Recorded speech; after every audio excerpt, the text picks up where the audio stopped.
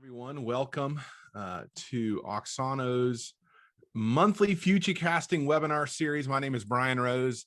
It's great to be here as your host today. We love doing this webinar each month as we get to think about where God is calling the church, where we are today, what's ahead. We call it the Future Casting Webinar Series, and excited to see you guys checking in. I'm looking over here at the chat box, and we're going from Greensboro, North Carolina, Jackson, Mississippi, Utah, Indiana, Texas, Florida, Wisconsin. We're missing the Northwest and the Northeast. So anyone want to reach out and ping somebody up there, get them in there so we can feel very balanced about everything. It's great to see some friends and folks on here. So we're just super happy you've joined us today. Today our host today is Mike Gamble. Mike is one of our senior lead navigators, and his content today is excellent. I'm excited to get to present it with you today. And I just want to set up a few reminders here as we go forward. Just remember that in our webinars, and for some reason I can't see the screen there. There he is. Mike's also in Montana. I'll let him introduce himself to you in a few minutes. We want you to be open to the new thinking ideas. Just be ready to be stretched a little bit as we think about the future, what God is doing. We also just want you to kind of eliminate as many distractions as you can to focus. Close doors, do not disturb on your phone, do those things you need to do to be able to dial in this time. Also, again, as we said, drop your, there's Long Island, New York. Got New England in there. And we have Tacoma, Washington as well. Sweet. Yeah. Okay, good. I was wanting to make sure we got four corners with Cape Coral down there. We're pretty good in there. So drop your name, city, state in the chat. Also, we're going to use that chat for the Q&A. So remember, active Q&A as we go along. Bob Adams, who is our digital director, is online monitoring those things. I'll be jumping in there and out of that, but we want to really see some engagement and really make the most of this time we have together this morning. I'm going to pray and turn it right over to Mike, and we'll get started with the webinar. Lord, thank you for this time we get.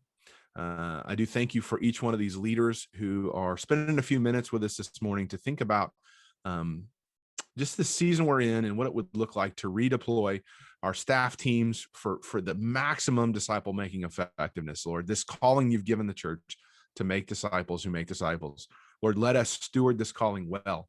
Lord, let us hold this calling above all preferences in our lives and see that as the core of what you've called us to do. So thank you for this time.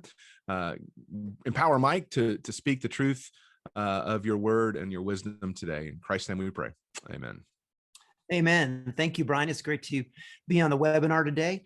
I'm in Bozeman, Montana, so I've got the Rocky Mountains, kind of the north edge of that covered. Yesterday it was 70 and beautiful, and today it's snowing. So that's just how it rolls in the spring in Montana. But today, as we're talking about redeploying your staff for disciple making, it's a great time just to remember what Christ has called us to, because right now, as we all know, the country is in various stages of reopening. I chatted with a church in Washington just yesterday where they're meeting in person with groups up to 15, like little groups can sit together up to 15 for the first time next week. It's a big deal for them. On the other edge of the country, we have churches that are now meeting without masks. And so all of our churches are in various stages of reopening.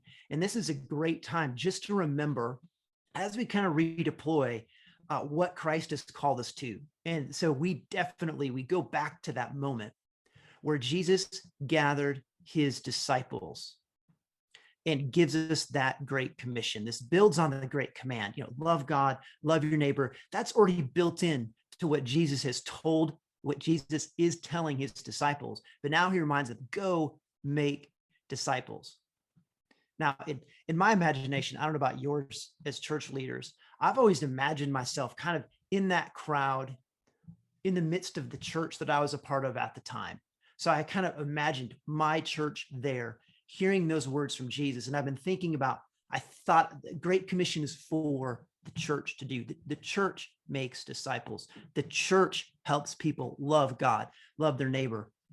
And as accurate and true in many ways as I think that is, particularly theologically, I think it's important for us to remember that Jesus gave those words not to the church. The church wasn't birthed yet. In that moment, Jesus was speaking to his gathered disciples. In Matthew, we have that group of 500 that are there with him on the mountain. And in Luke, he tells them, wait first, before you go and be my witnesses, you need to go to Jerusalem and you need to wait. And it's in the waiting that the Holy Spirit is sent upon those disciples and the church is born. And so I think it's a really important distinction. We don't want to overplay it, but the distinction is the Great Commission isn't technically given to the church. It's technically given to the disciples, who are then told to form a church that can help them live out the Great Commission and to live on mission. And so the distinction maybe seem like a fine one, a very narrow hair's breadth, perhaps, but it helps us remember that it's our job as churchmen and churchwomen to help our people live out the Great Commission in their lives. And so the success and the measure of success looks like helping them do that rather than us doing that ourselves. And so as we return and as people come back, we think of what I'm calling the elephant in the sanctuary. And that is that if we don't lead with a clear vision, each person, that includes me, includes you, everyone, all the people who come back will return with assumptions and expectations that could work towards recreating a past that's gone for good. If we don't reset those expectations and recalibrate where we're headed as a church, as a staff, and what kind of future we're trying to recreate together, the automatic assumption is we're trying to recreate the past. That past could be far prior to the pandemic, but a lot of our folks are just yearning for those days when we can gather back together tightly in that sanctuary, resume that critical mass. And if we're not careful, we'll try to recreate a past that perhaps wasn't as effective as we wanted it to be in the first place. But for all of us, the reality is the present moment has changed. We can't go back in time. There's an old article by C.S. Lewis where he critiques postmodernism and the whole conversation about postmodernism. This was back in the day when it was just starting. And he uses an analogy. It's a really simple one. He says, as we go into postmodernism, the temptation is to look to the past and to even go pre-modern and to think about all the things and try to return to what we used to be. And he says, look, if someone's married and they go through the tragedy of losing a spouse and they go into the future, they don't return to a state of having never been married before. They don't become a 19-year-old unmarried virgin. Instead, they become a widow. And that widow has to live in that new reality and think about it in a new way and proceed in life. If we can't look back, we have to look forward. And so as a church, there is loss. There are things that we can't return to. There is a new, I hate the phrase, I don't know about you, but I hate this phrase, new normal, post-pandemic, new normal. I'm getting sick of it. But the reality is different now than it was before. We now have hybrid church expectations. We have church members who may even tell us in their honest moments that they actually not just like being able to go to church in their homes on Sunday morning with their family. Some of us are telling us that it's actually more effective for them, that they're having spiritual conversations in their family for the first time. And, wow, how do we contend with that? Our job isn't to gather a crowd. Our job is to help people make disciples.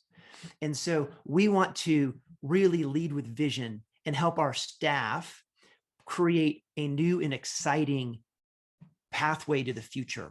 And so at Exano, we have a metaphor and an idea that we have used for over a decade now to help churches think through what it means to be focused on the vision of Christ rather than the provisions of being part of a church. And we think of this question, we call it the soul x-ray question. And if you've read Church Unique or if you've gone through one of our processes, you have seen, you've heard some of these ideas before, but now is a helpful reminder. We think about this soul x-ray question. If God gave us a soul x-ray at the church doors, as we're walking in the doors, we can see why people are calling our church their church home. Why do they love our church? Now, this isn't why do they love Jesus or love God. It's why do they love our church? What is attached? What's the attachment there? And of course, you can ask your folks this question and you'll get many answers, but most of those answers can be categorized in 4 or 5 different ways. The first one is place.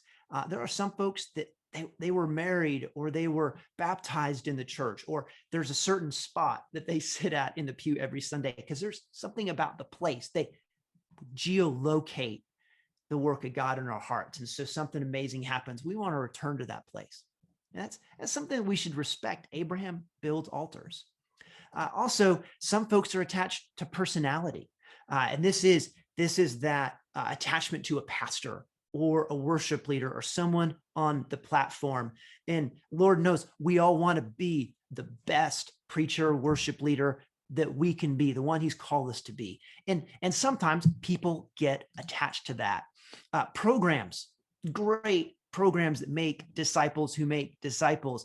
Our folks sometimes come and that's the attachment. That's the thing they'll tell us, man, Pastor, I love your preaching, but what's really important to me is my Sunday school class or my life group. That's the thing that binds me here.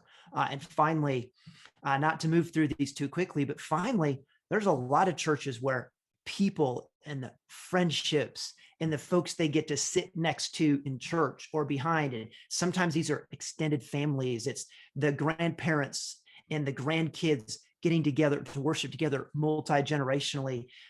It can sometimes family or friends as family.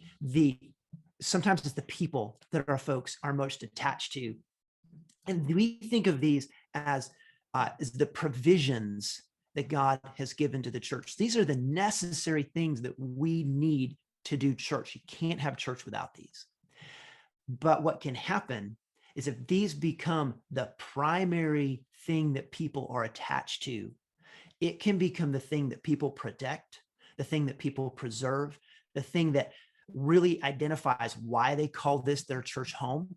And we call that a lower room identity. And this, in a post, as we move out of the pandemic, we can think of even adding a 5th P, the past. This idea that we want to recreate what we used to have. And that can become an overwhelming, compelling, just kind of guttural vision that we may not even articulate. But success looks like recapturing what we used to have. And as leaders, that should scare us to death because we probably can't recreate what we used to have. We can create a new norm. We can create something that's new and better, something that's more effective. But the days that we used to have are probably gone.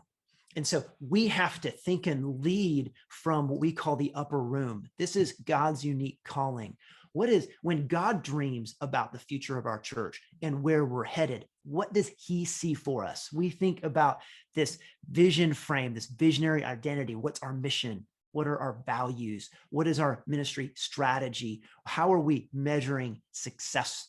And so we think of this as your vision as being something that the provision is subordinated to.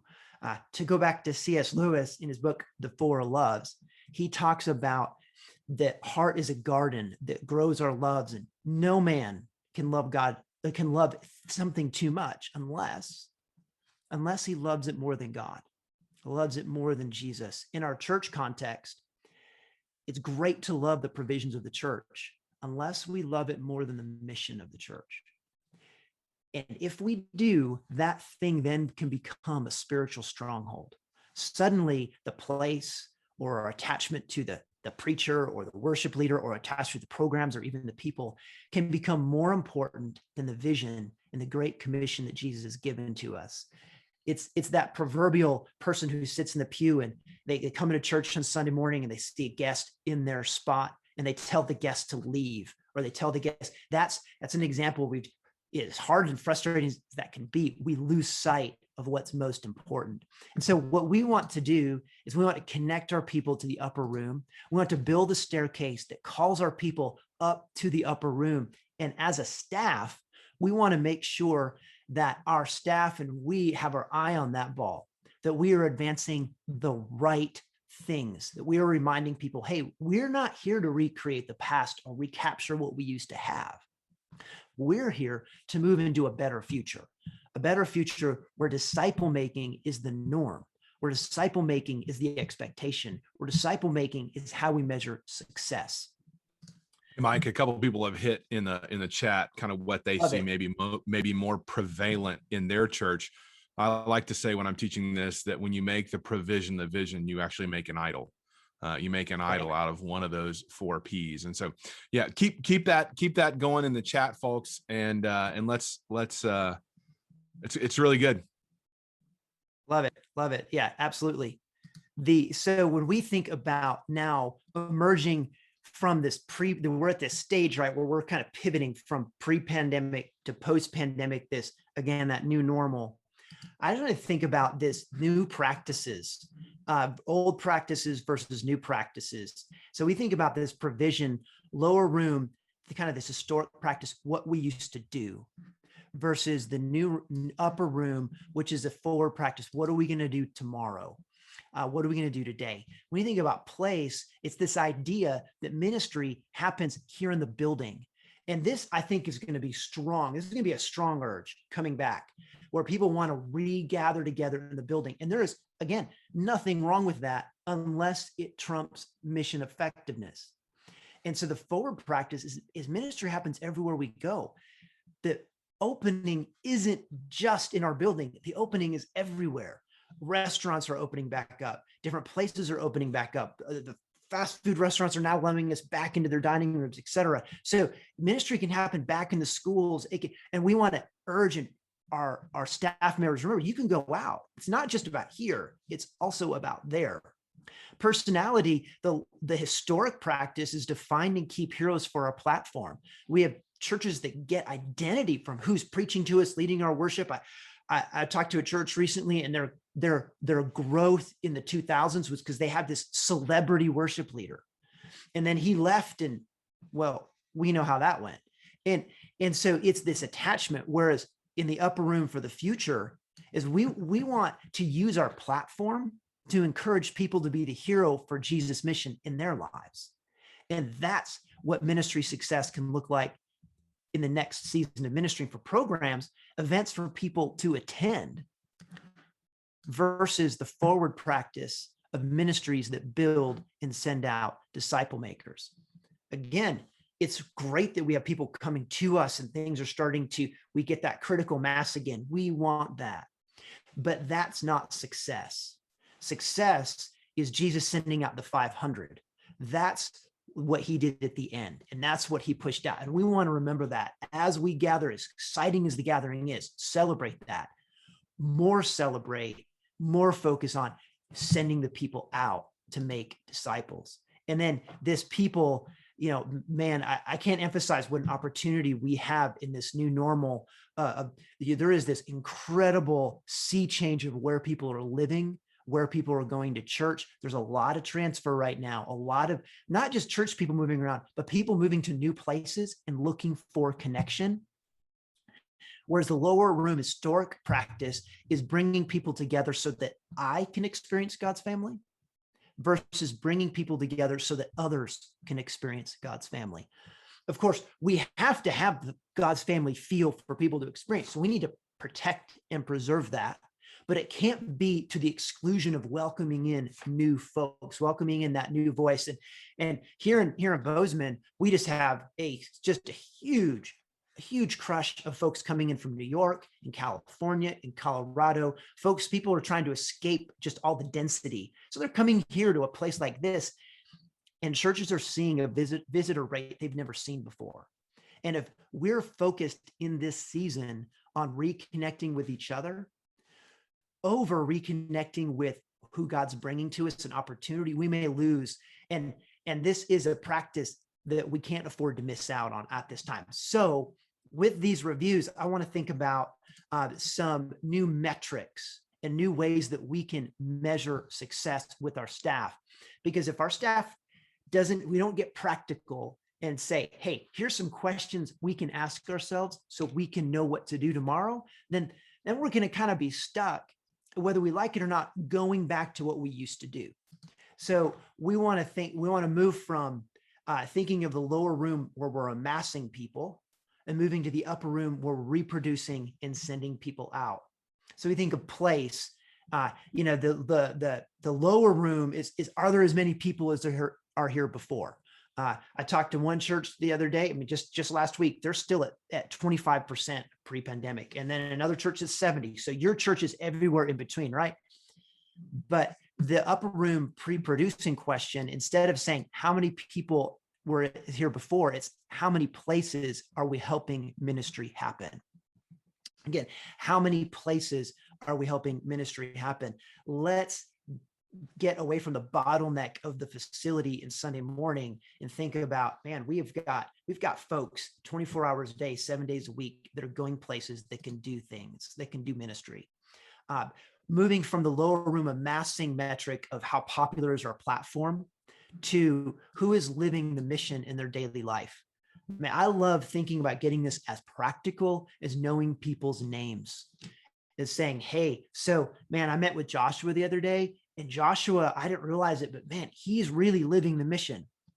How can we have those conversations with our people and celebrate that so that we can build up heroes for Jesus in the everyday life? For programs, the lower room amassing metric is how many ministries do we have? Even if we have that under the umbrella of a simple model, the old lower room amassing metric is how many things, how many places do we have things going on, particularly here at the church, versus how many disciple makers are we sending out? It's great to bring people together, great opportunity. But if people aren't going out, making disciples in their everyday life, then we're missing the beat. And so we want to move from this lower room to upper room metric in programs. And finally, for people, moving from an old assumption, who did I see? And I don't know about you, I'm guilty of that. I'll go to church on Sunday. Like there's people that I want to see and reconnect with, versus who can I include? Who am I seeing that's standing, looking like maybe they don't have a place? And who can I bring into the circle that we've created? Of course, we have to focus enough on the circle that exists, but we also need to make sure there's that open space. And so here's some really practical, moving from lower room to upper room questions to ask our staff and things, a missional move. And so first, empower a ministry happens here and there mindset. Hey, Mike, I want to remind everybody, we're going to send out this as a part of some of the follow-up emails. So you don't have to stress about writing down every word in these slides, but I do want you to write down some personal thoughts and some of those things, and also hit them in the chat too, to bring some question and answer there. Yeah, I love that. Missional move 1, empower a ministry happens here and there mindset. Yeah, absolutely. We want to celebrate being back together again. We want to celebrate being able to worship without masks when that happens in your place. We want that, but we don't want to forget, hey, it also happens there. Chick-fil-A on Monday morning, in the school cafeteria, in your lunch, in your workplace, in your family around the dinner table. We want that ministry happens here and there. So here's a few questions that we can ask our staff. Where and how are your volunteers and leaders influencing when they are not on campus? How can we better celebrate and resource this? So this is just being in conversation with our people and understanding, hey, where are they that can become a ministry location, that become that ministry third place? What ministry opportunities exist on your calendar this week? What's one step you can take to influence others? So again, it's this idea of, like, we have a student ministry program. Maybe they used to do some visitation, like having lunch with students, but that may have gotten cut. Like, hey, now is the time to remember that's some of the best ministry you can do. That's some of the best life change you can do. It's sometimes those are those kids that really go off and really be disciple makers. in our excitement to gather together, we need to be just as excited about those smaller one-on-one venues and ministries that can only happen outside of the church. And what areas in our community did the pandemic reveal as opportunities for outreach and impact? So the pandemic, it affected different places in different ways. And in Bozeman, there's this crush of people coming in. So there's this rapid growth, and that brings with it a number of opportunities. Yeah. And Mike, what I hear you saying is that these questions are really an opportunity for us as leaders to challenge our staff to not just run back to kind of a lower room thinking, but really kind of, incorporate that into their thinking. Hey, as we redeploy kind of resources, energy, time, some of those things, thinking in that here and there will help us not just kind of, drift back into kind of the comfort zone, but really embrace kind of this new season. Is that fair assessment there? Absolutely. Absolutely. If we're not intentional about creating a new place we're headed, our gut is going to take us back to where we used to be. And so it's going to be trying to recreate the past, which is it again, it's probably not possible for most of our churches. I think we can have a better future. I'm not worried about the state of the church. I mean, God's going to preserve the church, but it doesn't mean it's going to look like it did. That's good. I love it. And so we want these. Yeah, these questions are meant to just mix that up and help us to open up our eyes to a new vision. So first, missional move 1, empower the ministry happens here in their mindset.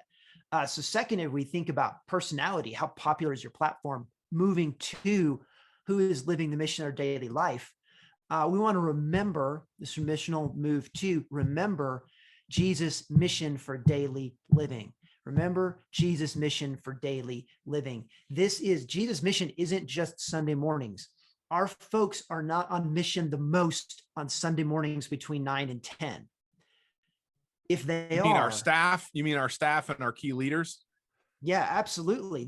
Right.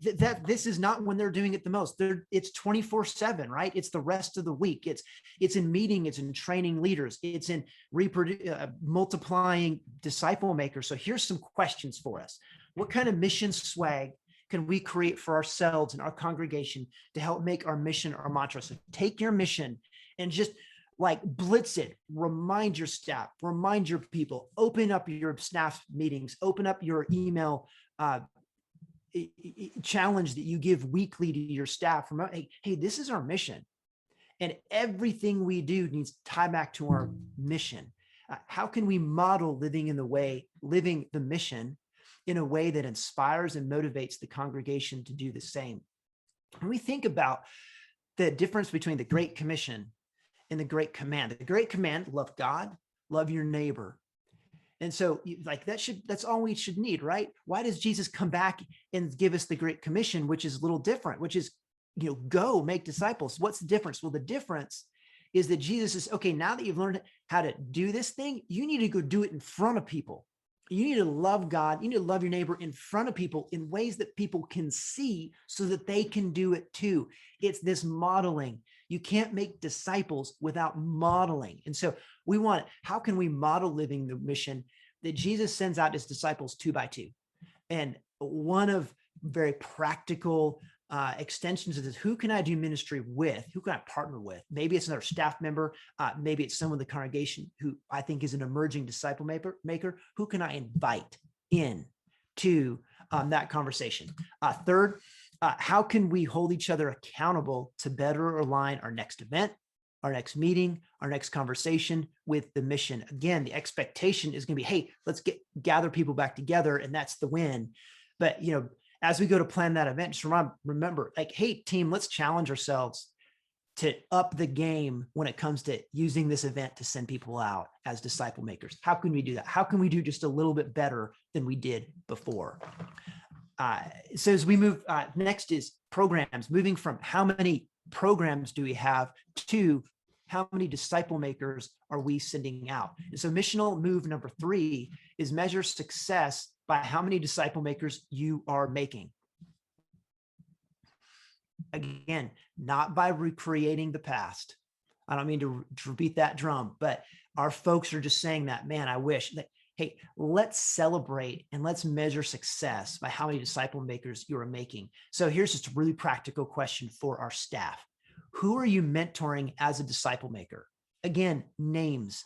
I think practical, like it's Joshua, it's Seth, it's Joe. Like, who are these people and what learning is taking place? I think about meeting with a coach who helps someone perform at a higher level athletically. They have very specific things to work on. Hey, work on your footwork. Let's work on your speed. Let's work on your agility. As we mentor folks as disciple makers, what learning is taking place? Hey, work on how you share your story. Hey, work on introducing yourself to people who don't know Jesus. Hey, work on being caring to someone in need. Whatever that skill is, who are you mentoring as a disciple maker, and what learning is taking place? I'll go so far as to say, if we don't know what learning's taking place, I'm not sure we're mentoring yet. Next, what meeting and events should we stop or not restart that aren't equipping and sending out disciple makers? Some of us have meetings on our calendar that are things that take a lot of our energy and a lot of our time, that are designed to bring people in and do nothing more than that. And we all know, like, they may have been designed and they may have been affected in one day, but they have lost their effectiveness. Or maybe they didn't have the right seed in the first place. In this case, it's, hey, team, as we bring things back, as things come back online, as church members say, hey, when is that service going to come back? When are we going to start up this small group or that thing? This is a great time. And this isn't a new conversation, but this is like the pressure is going to get revamped, is going to start to mount here. What meetings and events should we stop or not restart? This is a great time to really do that audit. And focus on equipping and sending out disciple makers. Third, how can we better identify and celebrate everyday disciple makers in our congregation? If we don't celebrate everyday disciple makers, people won't know that that's the goal. We can say it, but until we start to really celebrate and lift up some of these folks as just heroes for Jesus in their everyday life, then folks are going to continue to think that the real measure is how many folks are showing up. And so we want to measure success by how many disciple makers we are making.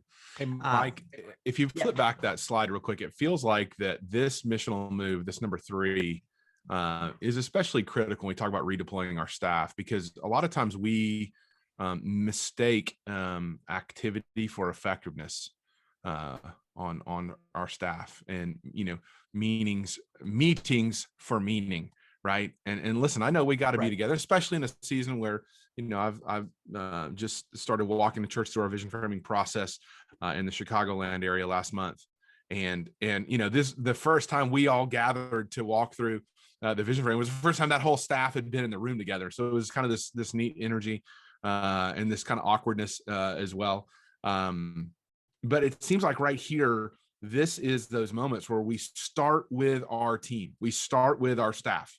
Hey, are we identifying and celebrating disciple makers among our staff team or among our key leaders? If you don't have any staff, if you're a bivocational solo pastor, you have leaders. You should have leaders. If you don't have leaders, you're not going to have health and vitality for very long. But if we're not at first doing that in ourselves and redeploying our staff to think less about meetings over meaning and more like, hey, what's that one event next week? What's that one meeting next week that we can say, hey, listen, everybody, we were going to do this. Stop, find someone you can go to lunch, instead of us having our staff lunch again, where we're going to kind of, generate some kind of forced agenda. Everybody stop right now and text one of your leaders, take them to lunch and ask them how they're doing. Ask them what's going on. Spend time, with them, some of those things. I think unless we kind of get that nitty gritty, we're going to think these are great ideas, but we're not going to have really kind of the execution of them in some ways. And it's important with that, for the higher up you are on the org chart, the more important it is for you to model this. And, not to brag or to build up your own ego, but instead to just let people know, hey, this is so important, team. I'm the senior pastor here. I'm the executive pastor here, whatever. I'm meeting with Joe this week just to help, for no other reason than just to help him be a better disciple maker. And this is one of the most important meetings that I'm going to have this week. I think about a staff member I worked with who is a worship leader, and he was a great worship. People loved him and I loved him, but I was I told him, I told everyone, the thing that I loved about him the most was that he was always raising up new worship leaders. That was his way to do it. He always had someone on the worship team who he had spotted, like, that guy can lead worship. He can do what I can do. And he would raise him up, and then we would send him out as a new worship leader to another church. Every year we did it. And it was just a thing he did. And he's like, as great as a worship leader he is, that's even more valuable to the kingdom, because that's an exponential impact that goes beyond what he can do just at our church on Sunday morning. So we just want to celebrate that. We want to remind people, hey, this is mission critical. As we think about moving to the fourth lower room amassing impulse to this upper room reproducing goal, we think about, hey, who did I see this morning? And reorienting our staff to this, who can I include? I don't know about you, but sometimes staff on Sunday mornings can be so busy. It's, they do their Sunday morning with staff, and they do their Wednesday night with staff, whatever, and they miss out on connecting new people, and they miss out. And so we think about missional move as prioritize connecting people over people reconnecting with people. So again, prioritize connecting people over people reconnecting with people. And so we think about, one question is, how can we challenge our groups, our staff, to invite, welcome, and make room for new people as we regather? How can we challenge our staff, our groups, our folks to reinvite, welcome, and make room for new people as we regather? Again, that impulse is going to pull us back to existing relationships. How can we instead just focus on bringing new people into those existing relationships?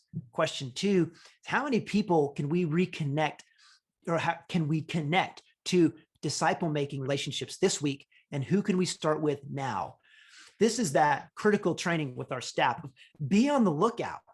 Like, it may be another staff member that's feeling disconnected, but it also can be people in the congregation that may be new, or maybe someone who has it, like, might be their first week back because they've been quarantining, or they haven't felt comfortable coming back. Like, who can we just want to have a filter for people who need to connect with people. And that's our priority as staff. And what new groups do we need to start in order to create space for more disciple-making relationships? And of course, that goes along with, how they need to be formed, what's their goal. Challenge our staff to invite, challenge our staff to think about how many people I can connect with disciple-making relationships, and challenge our staff to make spaces for people through those smaller environments that we have, and that we can start really firing back up again on all cylinders now, but with the intent of creating space for more disciple-making relationships. So those are the 4 missional moves. Again, like Brian said, we'll send those out with these slides and these questions, helping us move from a lower room amassing impulse that's going to be coming online really strong now that we can meet back together again, reminding our staff, hey, our goal is to be in the upper room where the mission is really what we're focused on, and the vision is our heart, and that orients the lower room provisions to serve the vision of Jesus rather than to become the vision in our hearts. I was going to say that leads to that first Q&A question. Early on, Reverend Michael asked, how do you balance that? And as you lead teams through this process, how do you balance, like, hey, we need to recognize and affirm provision, and you've done that verbally, like, hey, we can't just abandon these things. How do you recognize, affirm that provision of the lower room, yet still redirect and prioritize? What are some specific practices you've seen some churches do in that. And while Mike's answering that question, you guys feel free to ask other questions in the chat. So one of the best ways to do it is with words. It's the invitation, using our whether it's our mission or our values, to remind people, hey, this is ultimately why we're here. Now, we want to celebrate the lower room provisions, but we want to make sure that they are underneath the covering of the vision itself. And so this can be a challenge to our staff. Like, hey, staff, I want you to make sure that you introduce yourself to 5 people you don't know this Sunday. Introduce yourself to 5 people, or I want you to peel one kid off the wall at youth group that's shy and help them introduce to people. We want that to be the metric. When we create simple metrics like that, it becomes connected to that greater whole, so that people have their priorities in the right order. Yeah. I agree to you, to follow up on that with the words, and really the secret sauce of the language isn't the words themselves. It's the willingness to lean in and use those words a lot. In fact, use those words almost too much. Right. And Greg Pickering, I see you on here, and I know we've had this conversation. Until you use the words and people are complaining about them, they're not really hearing them. Because even down there in South Texas, below Houston, like people are busy and they're distracted and they get a lot of messaging. And so, really, until we really drill in, and then I think that's the other principle is celebration. You mentioned that in there. If we don't tell stories and celebrate, leaders, people aren't gonna respond, because what we tell stories about and celebrate about becomes those things. In our family, my son brought home his AB honor roll certificate yesterday, and we did a dance. I mean, we got up and went overboard in the dance, not just because he's a 6th grade boy with attention issues, and that's a miracle in and of itself, but just that, hey, listen, the more we celebrate that, the more that's like, hey, that chemical in the brain goes, yeah, that's what's important. Yeah, that's what matters the most. And leaders, you set the tone. So for your staff, redeploying your staff means you have to maybe make a bigger deal, step out of maybe a naturally introverted nature, maybe even, feel a little fake in it, at first.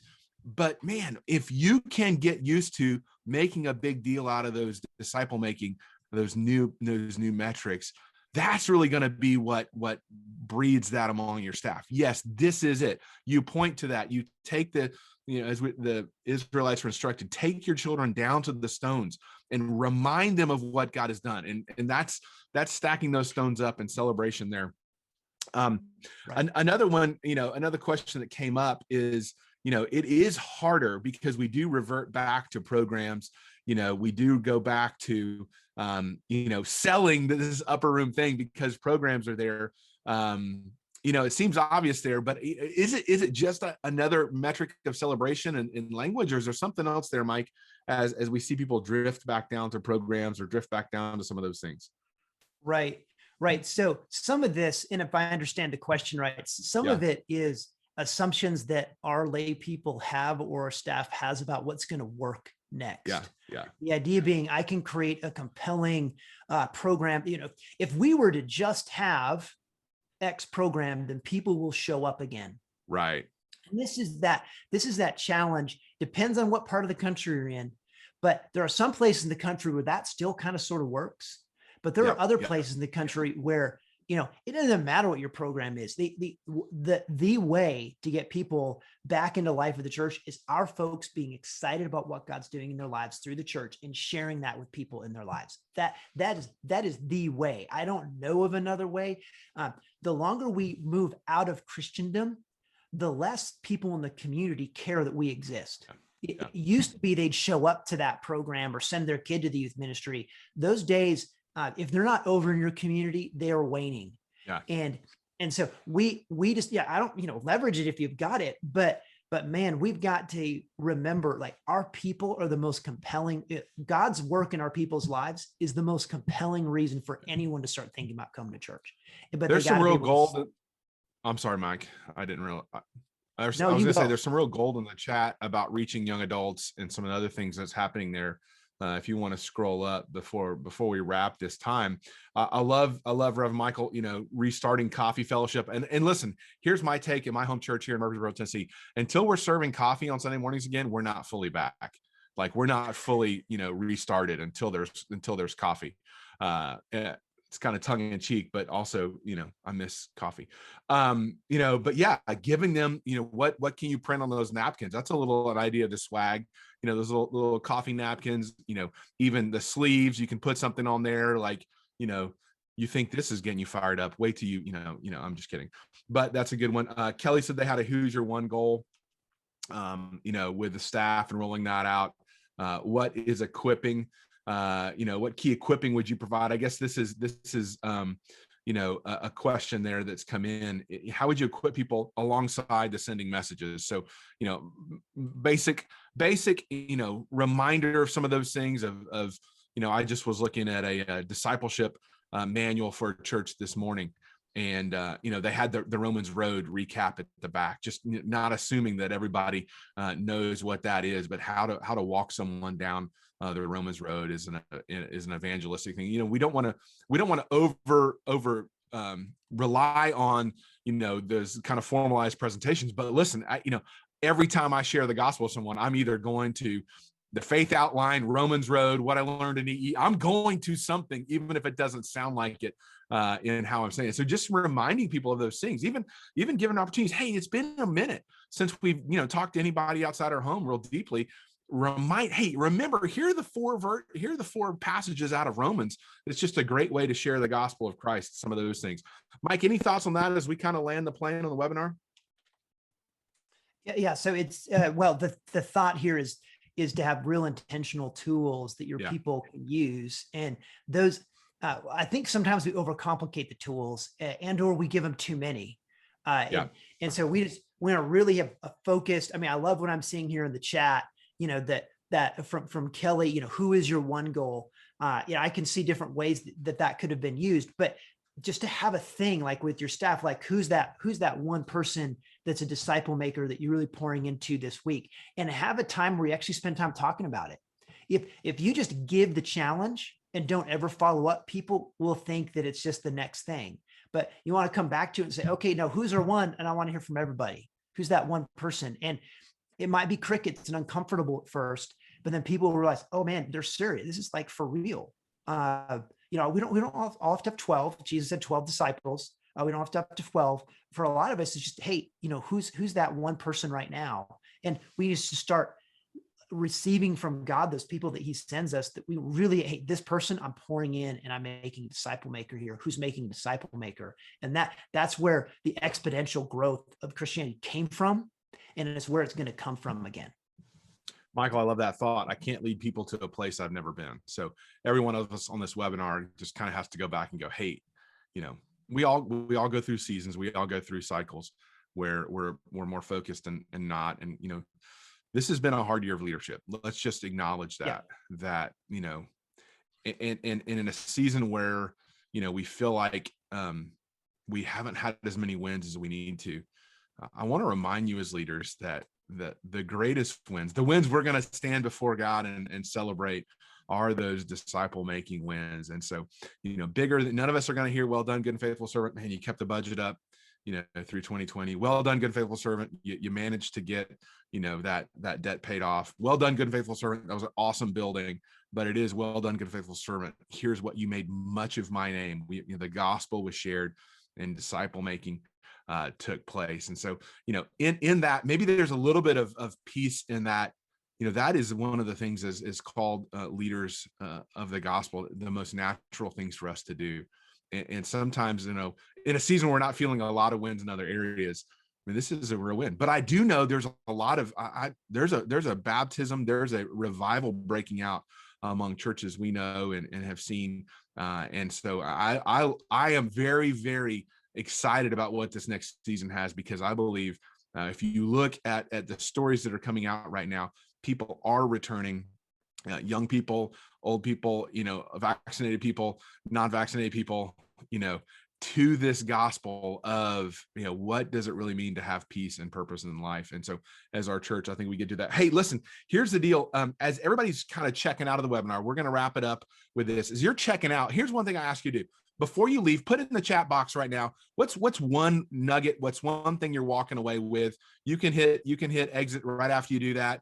But what's one thing? What did you like best? What's one thing you've been challenged by? What are you going to be mulling over? What's a question there? What is it that's kind of going around with you as we do this? Hey, listen, as always, we're here to follow up. We're going to send some follow-up things for you, downloads of this slideshow, other even follow-up emails with some remix content we've developed around this, and really just kind of organizing and helping challenge your staff team. It's awesome to get great to be in here. Mike, that last slide, Mike@oxano.com is his email. If you have other questions, you want to follow up, just hit Mike@oxano.com. As always, if there's anything we can do, you want to talk about, maybe this conversation about your mission has got you thinking, man, I wouldn't put our mission on a t-shirt. I wouldn't put our mission on a hat. Our mission is not sending. Our mission is really circling and kind of keeping people trapped in this kind of lower room. We'd love to kind of help bring some clarity to that. Maybe even talk through what are some things you can do to do that. Oxano.com, on the upper right, there's a Let's Talk button. And we're here for you in that. You can also email Mike directly in that. Hey, everyone, thank you for being on the call today. As we jump into this summer and look for a strong fall, I just want you to know we're here for you, and consistently just excited about what God is doing through the gospel and through the calling in each local church. Thanks everybody for being on. Don't forget to hit that chat on your way out. What are you challenged by? What do you like best? What's your favorite thought? We'll see you soon. Thanks, everybody. Bye-bye.